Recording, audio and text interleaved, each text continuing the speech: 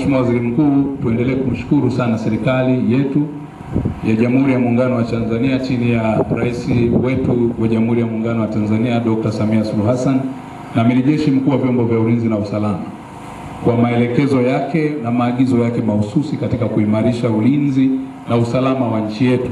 Na hakika nchi yetu iko salama, ulinzi wa mipaka unaendelea vizuri, lakini pia ulinzi dhidi ya taifa letu, dhidi ya mashambulio ya nje pia unafanywa vizuri sana na vyombo vyetu vya ulinzi na usalama.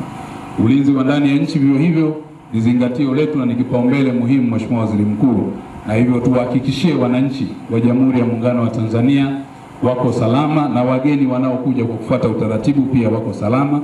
Majukumu ya uwekezaji lakini pia ujenzi wa uchumi wa taifa letu nao pia tunaulinda kwa wivu mkubwa, kama jinsi ambavyo tunarithi wale ambao wamepigania taifa letu hata kupoteza maisha yao, na sisi hivyo tunajifunza. Mheshimiwa Waziri Mkuu, tuko tayari katika kuhakikisha kwamba tutalilinda taifa letu, tutalitetea na kulipigania ili Tanzania iendelee kubaki salama, ikiwa yenye amani na utulivu na maendeleo endelevu kwa ajili ya vizazi hata vizazi.